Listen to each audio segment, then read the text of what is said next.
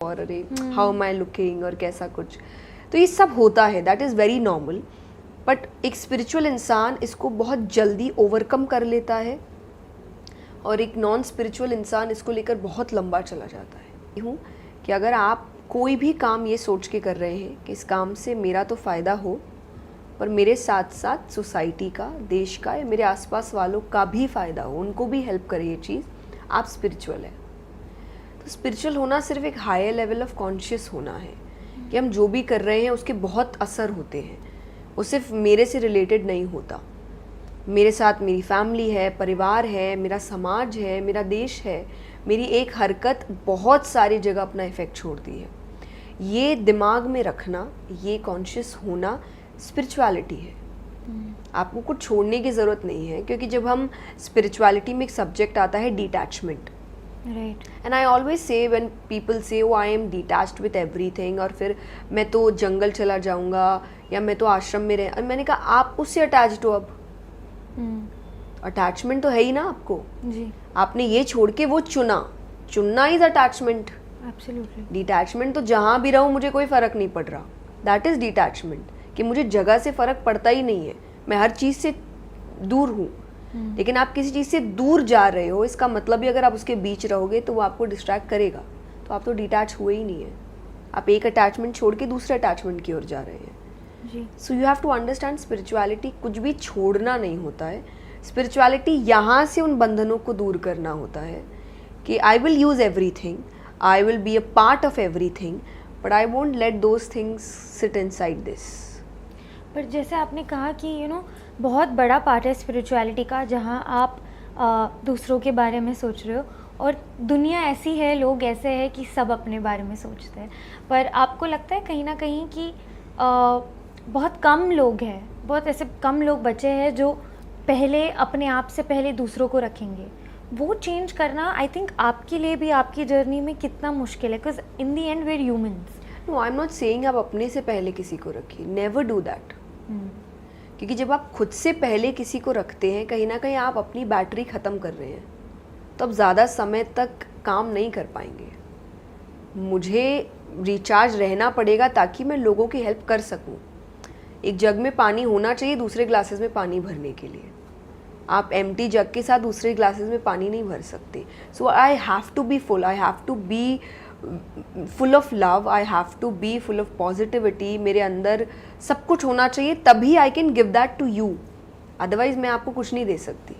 अगर आप ऑरा की बात करते हैं, हम ये बहुतों के लिए सुनते हैं कि उसका ऑरा बहुत अच्छा था, या उसके पास बैठ के कुछ नहीं करना भी अच्छा लगता है। ये एक बहुत बड़ा एग्जाम्पल होता है कि वो इंसान अंदर से बहुत खुश है। जो खुद खुश नहीं होता ना, वो अपने अंदर वो वाइब्रेशंस पैदा नहीं कर सकता। जी, तो पहले आपको खुद को खुश होना पड़ेगा, खुद से प्यार करना पड़ेगा, खुद की चीज़ें पूरी करनी पड़ेगी, खुद की इच्छाएं पूरी करनी पड़ेगी, only then you will be able to help somebody else. Right, so I always say आध्यात्मिकता मतलब ये भी नहीं है मैं आपसे अपने से पहले आपको रखूँ, नहीं, फिर मैं ज़्यादा समय तक नहीं रख पाऊँगी और एक दिन मेरा वॉल्केनो फटेगा जहाँ पे आई विल से कि मैंने सबके लिए इतना किया, किसी ने मेरे लिए कुछ नहीं किया। तो आप ये काम करते ही इसीलिए हो क्योंकि आपको है कि अच्छा वो अब ऐसा करे, एक्सपेक्टेशन, और आपने अभी कह दिया दुनिया ऐसी नहीं है। बिल्कुल नहीं है। हाँ, तो आप खुद का पहले अच्छा करिए, फिर आप देखिए आप अपने आप दूसरों के लिए हेल्पफुल हो जाएंगे। कई बार बिना कुछ किए आपके प्रेजेंस से ही लोगों को सुकून मिलने लगेगा। जी, तो आप खुद के अंदर बेहतरीन चीज़ें भरते जाइए, आप दुनिया को ऐसे ही अच्छा कर देंगे। आई एम वेरी क्यूरियस, क्योंकि जिस तरह का आपने अपने लाइफ में अपना इमेज बनाया है, आप जिस राह पर चल रहे, लोगों को शायद लग सकता है कि आप तो गलत जा ही नहीं सकते। तो वो आपके लिए कितना प्रेशर आ जाता है आपके ऊपर कि या मैंने कुछ गलत कर लिया, या फिर मैंने कुछ गलत बोल दिया, वो लोगों को एक्सेप्ट करना बहुत मुश्किल हो जाएगा। आपके लिए वो कितना प्रेशर बना कर रखता है इस चीज़ से? आई वुड से स्टार्ट में मुझ पर बहुत प्रेशर था इस चीज़ का, व्हेन आई वाज यंग। पर जब थोड़ी मैच्योरिटी आई और मैंने बहुत ओपनली बहुत बार ये चीज़ें करी है, बहुत से पॉडकास्ट है, बहुत से सेशंस में मैंने कहा है कि अच्छा मेरी लाइफ में ये हुआ तो ये गलती हुई और उससे मुझे ये सीख मिली। सो मैं अपनी गलतियों के ऊपर बात करती हूँ, just to show that nobody is perfect. या आप जिसको सुन के सीख रहे हो वो भी अपनी लाइफ में गलतियाँ करते हैं और करते हैं, इसीलिए हम इंसान हैं, भगवान नहीं है। इंसान गलती करेंगे, अगर गलती नहीं करेंगे तो या तो इंसान नहीं है और या तो वो आपसे झूठ बोल रहा है। बिल्कुल। इंसान अगर है तो वो बहुत गलतियां करेगा, तो मैं अपनी गलतियां सामने रखती हूँ। मैं कई सेशंस में मुझसे जब लोगों ने क्वेश्चन किया है कि ऐसा ऐसा हमने सुना या ऐसा ऐसा कुछ है, आप क्या कहेंगे, एंड मैंने बहुत ओपनली उसको कहा कि मुझे नहीं पता इसका आंसर, तो मैं पढ़ के आती हूँ और मैं आपको बताऊंगी। तो कई बार लोग मुझे ट्रोल करते हैं, आपको पता ही नहीं तो आप स्पीकर कैसे बन गए। ऑब्वियसली मुझे दुनिया की सारी बातें नहीं पता होगी, पर मैंने वो बात ओपनली रखी ताकि मैं मेरे एज के लोगों को बता पाऊँ कि चलता है, आपको सब कुछ पता होना ज़रूरी नहीं है, इट्स ओके। आपको कुछ नहीं भी पता है तो आपके अंदर वो लर्न करने की इच्छा होनी चाहिए, और मेरे अंदर है कि मुझे कुछ नहीं पता तो मैं सीखना चाहूँगी। पर गलतियाँ करना, कुछ नहीं आना, इस टोटली नॉर्मल। ये सबके अंदर ये एक नेचुरल फीलिंग होनी चाहिए कि इट्स ओके, नहीं आता मुझे but I will learn it. तो मैं ये खुद की लाइफ से आई थिंक एग्जाम्पल्स दे के उनको बताती हूँ कि अगर मैं भी गलती कर सकती हूँ और मुझे भी इतना कुछ नहीं पता जबकि मेरा काम ही ये है, तो आपके लिए तो बहुत ही नॉर्मल नहीं पता होगा। ऐसा कोई एक किस्सा है जहाँ आपको लगता है कि मैंने इस इंसान की लाइफ बदलती हुई देखी है मेरे इन्फ्लुएंस के कारण, तो वो कौन सा है? आई थिंक मेरी फैमिली किस मेरे तरह से? रिलेटिव्स, मेरे कजिन्स। तो मैं उनके लिए एक आई थिंक 24/7 थेरेपिस्ट हूँ जो उनको कभी भी मिल जाती है विदाउट एनी पे। तो वो मुझे कभी भी फ़ोन करते हैं और फिर वो जो आंसर्स मैं उनको देती हूँ या जो चीज़ उनको मैं समझाती हूँ फिर वो करते हैं। फिर उनकी लाइफ में उसी से रिलेटेड चेंज आता है, चाहे इमोशनली है, मेंटली है, वर्क वाइज है। तो और अब मैं बहुत बड़ी हूँ अपने घर में, बाकी बहुत छोटे छोटे भाई बहन हैं मेरे। मतलब मोस्टली दे 18, 19, 16, 20, 21 इसी एज में है। तो आप उनको ग्रो होते हुए देख रहे हो कि आपने उनको समझाना शायद 11-12 साल की उम्र से शुरू किया था और अब धीरे धीरे आप उनको देख रहे हो कि वो कितने सुंदर इंसान बन रहे हैं या अपने लाइफ में अच्छे डिसीजंस ले रहे हैं या अपने करियर में बहुत अच्छा काम कर रहे हैं। सो आई थिंक ये बहुत क्लोजली मैंने इनको देखा है चेंज होते हुए।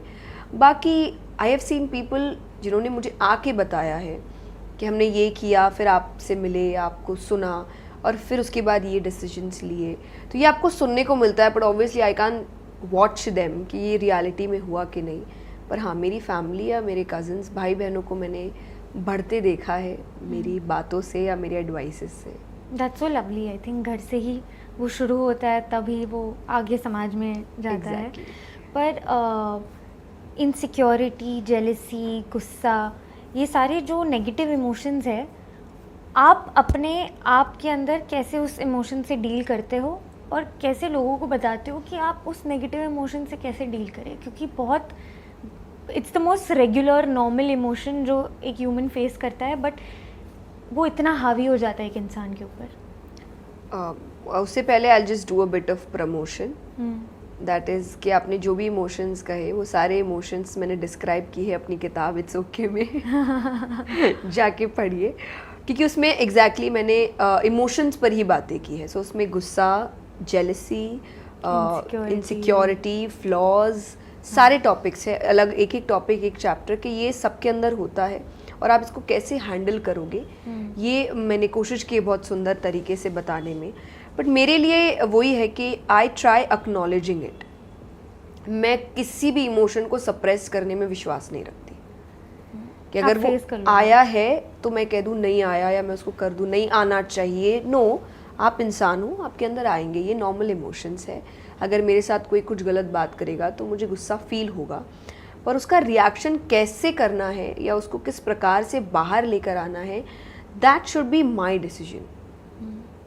तो मुझे गुस्सा आता है, मुझे रोना आता है, मुझे किसी को देखकर फील हो सकता है कि व्हाई नॉट मी वाली चीज़। आई फील इनसिक्योर जब कोई चीज़ इमोशनली मैं ठीक से नहीं कर पा रही हूँ और मुझे लग रहा है कि ये इमोशंस में मैं क्यों नहीं इतनी परफेक्ट हूँ, या आप कभी बॉडी वाइज आपको फील होता है दैट आई फील इनसिक्योर, अरे हाउ एम आई लुकिंग और कैसा कुछ। तो ये सब होता है, that is very normal. But एक स्पिरिचुअल इंसान इसको बहुत जल्दी ओवरकम कर लेता है और एक नॉन स्पिरिचुअल इंसान इसको लेकर बहुत लंबा चला जाता है हम्म, कि मैं अगर रो रही हूँ तो मेरा रोना जनरली 10-15 मिनट्स का होता है and 10-15 minutes I will cry like a baby. मतलब आई डोंट केयर कहाँ आवाज़ जा रही है या कुछ है, मैं बहुत ज़ोर से रोऊंगी. After 10-15 minutes I feel light और फिर मैं सोल्यूशन की ओर काम करती हूँ. जी.